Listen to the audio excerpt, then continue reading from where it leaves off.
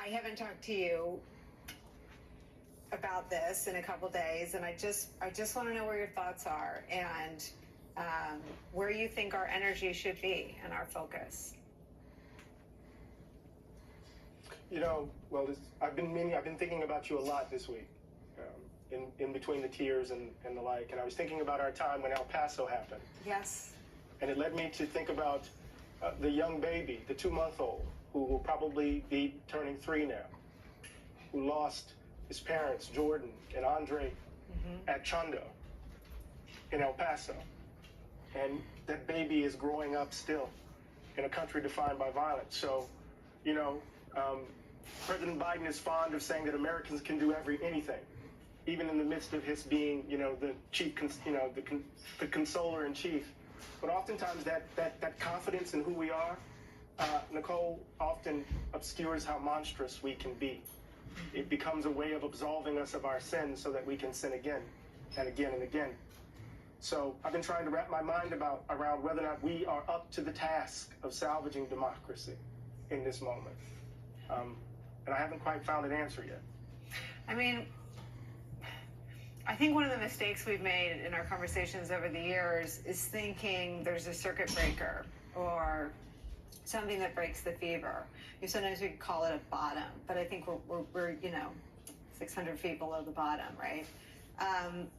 But I wonder if you think that we've seen the extent of the damage that can be done when one of the country's 2 major parties that 40 to 50% of Americans identify with, it doesn't have any shame, doesn't have any permission, doesn't have any sort of limits to what they'll do in the pursuit of power. Right, but we have to think about that party as a reflection of a certain large segment of the population as well. They're not just being duped; they're also driving some of this insanity. Part of what I've been trying to wrap my mind around is the kind of rot, the moral rot at the heart of our political pathologies. As if, one way to think about it, Nicole, is that the moral infrastructure of the nation is crumbling.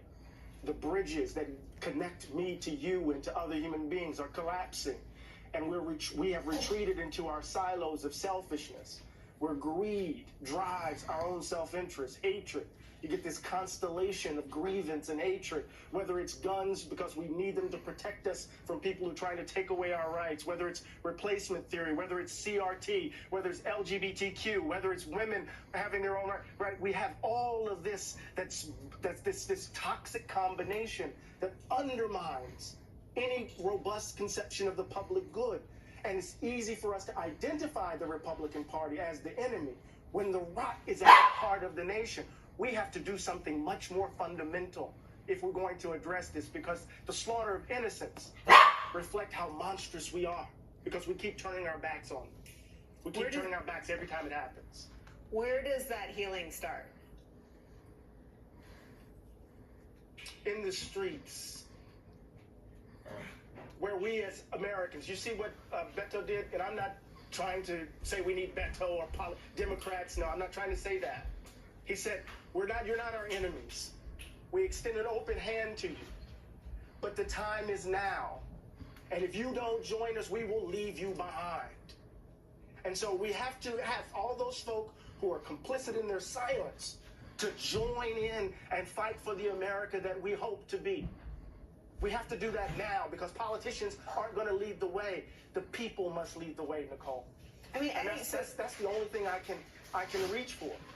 But I guess this fury and this passion and this rage and this grief doesn't feel like it's being met by our leaders. They went home for the weekend.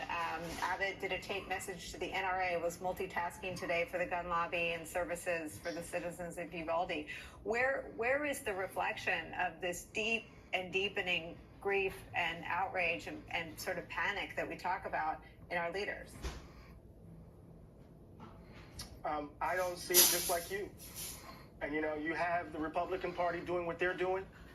You have Manchin and Sinema doing what they're doing. They're going to fall on the sword for a procedural rule. And to my mind, they are part of the problem. They are an indication of the rot. Greed, cynicism, crude self-interest drive our leaders. And they're a reflection, in part, of the country. So if we're going to take it back, they need to be shivering in their damn boots. Because the country can't survive like this. How many times can you continue to read the Bible, read the names of people who died, Nicole, senselessly? I mean, damn.